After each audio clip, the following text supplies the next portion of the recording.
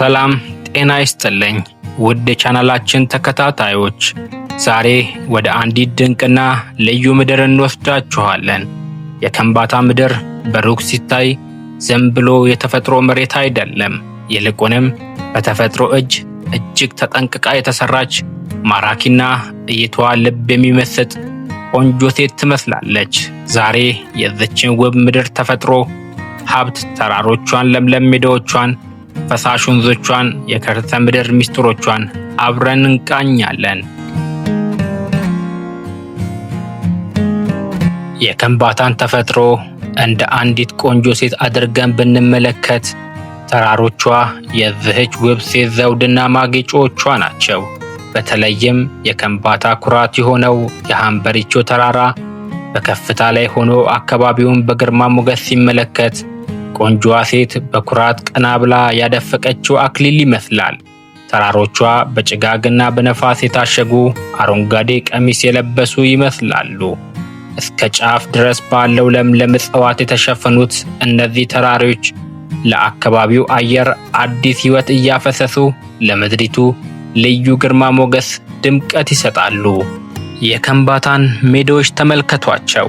የዚህች አሸብርቃ የተዋበች ሴት ለስላሳና ወተት የሚመስል ቆዳዋ እንደሆነ ታስተውላላችሁ። ምድሪቱ አረንጓዴ የፈሰሰባት በእንሰት፣ በቡና፣ በስንዴና በበቆሎ ተክሎቿ ያሸበረቀች ናት። በእንሰት ተክሎቿ መካከል የከምባታ እናትና አባቶች የሚደክሙበት ይህ ለምለም መሬት እንደ እናት ጉልበት ሁልጊዜ አዲስ ሕይወትና ምግብን ያበቅላል። ሜዶቿ ተፈጥሮ የተሰጣት አልባሳት ይመስላሉ። በየወቅቱ ቀለም እየቀያየሩ ተመልካችን በውበታቸው ያሰክራሉ። ወደ ከምባታ ወንዞች ስንመጣ ደግሞ የዚህች ውብ ሴት አንገት ላይ ያበሩ የሚያንጸባርቁ የወርቅና የብር ሐብሎች ይታዩናል። እንደ ብላቴ ያሉ መስመር ይዘው የሚፈሱ ወንዞች በምድሪቱ አካል ላይ እንደሚሮጥ ንጹህ አየር ናቸው። የወንዞቹ ፈጣን ፍሰትና የፏፏቴዎቹ ድምፅ የዚህች ውብ ሴት ደስ የሚል ሳቅና ለስላሳ ድምፅ ይመስላል። በዙሪያዋ ያሉ ሐይቆች፣ የውሃ አካላት ደግሞ እንደ ጥቁር ንጹህ ጥልቅ የሴት ልጅ አይኖች ያንጸባርቃሉ። ተመልካቹን ወደ ውስጣቸው የሚስቡ በሰላምና እረፍት የሚሰጡ ድንቅ የተፈጥሮ ስጦታዎቿ ናቸው። ይህ ደግሞ የዚህች ውብ ሴት አፍቃሪና ሞቃታማ ልቧ ነው። በጥንት ዘመን በእሳተ ገሞራ እንቅስቃሴ የተፈጠሩት የመሬት ቅርጾች፣ ለም አፈር አይነትና በውስጧ የሚገኙ ፍለ ውሃዎች የምድሪቱ እውነተኛ የውስጥ አይንና ጥንካሬን ያሳያሉ።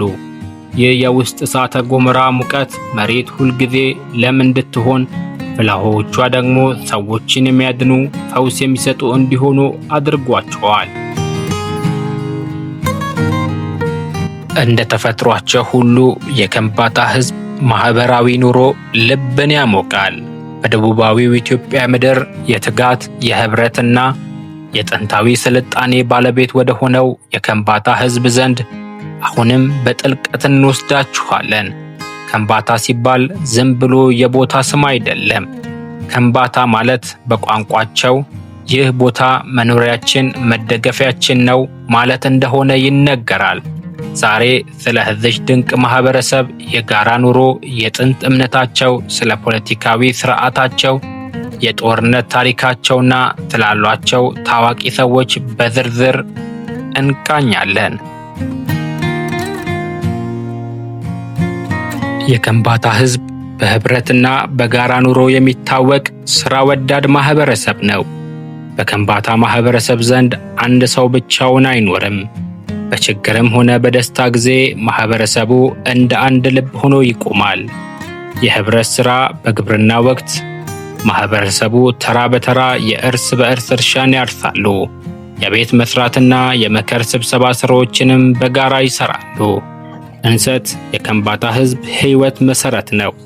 ቆጮና ቡላ ከእንሰት የሚዘጋጁ ዋና ዋና ምግቦቻቸው ሲሆኑ እናቶች በህብረት ተሰብስበው እንሰት ሲቧጩ የሚቋኙት ባህላዊ ዜማ ለምድሪቱ ልዩ ውበት ይሰጣል። የከምባታ ህዝብ ገና ከጥንት ጀምሮ የራሱ የሆነ የዳኝነትና የአስተዳደር ስርዓት የነበረው ህዝብ ነው። ሴራ የከምባታ ሕዝብ ማህበራዊና ሕጋዊ ሕግጋት ሴራ ይባላል። ይህ ሕግ ወንጀል ለመከላከል፣ አካባቢን ለመጠበቅ፣ ሰላምን ለማስፈን የሚያገለግል ድንቅ ባህላዊ ሕግ ነው። ኦጌት የሀገር ሽማግሌዎች ምክር ቤት ወይም የሕዝብ ተወካዮች ጉባኤ ነው። ማህበረሰቡ ውስጥ የሚነሱ አለመግባባቶችን ያለ ፍርድ ቤት በሽማግሌዎች እርቅና በሴራ ሕግ በሰላም ይፈቱታል።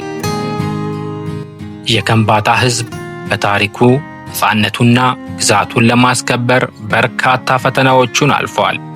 በ16ኛው ክፍለ ዘመን በአህመድ ግራኝ ወረራ ወቅት እንዲሁም በኦሮሞ ሕዝቦች እንቅስቃሴ ወቅት የከምባታ ግዛት በሃምበሪቾ ተራራ ዙሪያ የነበረውን ጥንካሬ ጠብቆ አቆይቷል። የፎማ የንግስና ሥርዓት የከምባታ ግዛት በጥንት ዘመን በራሱን ነገሥታት ይተዳደር ነበረ። ጠንካራ የደቡብ አጼ መንግስትም ነበረው።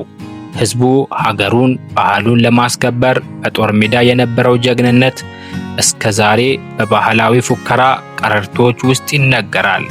በ19ኛው ክፍለ ዘመን ማጠቃለያ ላይ በዳግማዊ አጼ ምኒልክ ዘመን ከኢትዮጵያ ማዕከላዊው መንግስት ጋር እስከተቀላቀለበት ጊዜ ድረስ የራሱ ነፃነት አስጠብቆ የቆየ ማህበረሰብ ነው። የከምባታ ሕዝብ በጥንት ዘመን በአንድ ፈጣሪ ያምን ነበረ። የአሁኑ ሁኔታ በዛሬው ዕለት የከምባታ ሕዝብ አብዛኛው የፕሮቴስታንት ወንጌላዊ እምነት ተከታይ ሲሆን የኦርቶዶክስ ተዋሕዶና የእስልምና እምነት ተከታዮችም በሰላም፣ በፍቅር፣ በወንድማማችነት አብረው ይኖራሉ። የከምባታ ምድር ለኢትዮጵያ በርካታ ታዋቂ ምሁራን፣ ፖለቲከኞችን፣ አትሌቶችን፣ የጥበብ ሰዎችን አበርክታለች። ዶክተር በረከት ሀብተስላሴ የኢትዮጵያ ታሪክ ውስጥ የታወቁ የሕግ ባለሙያና ጸሐፊ ነበሩ።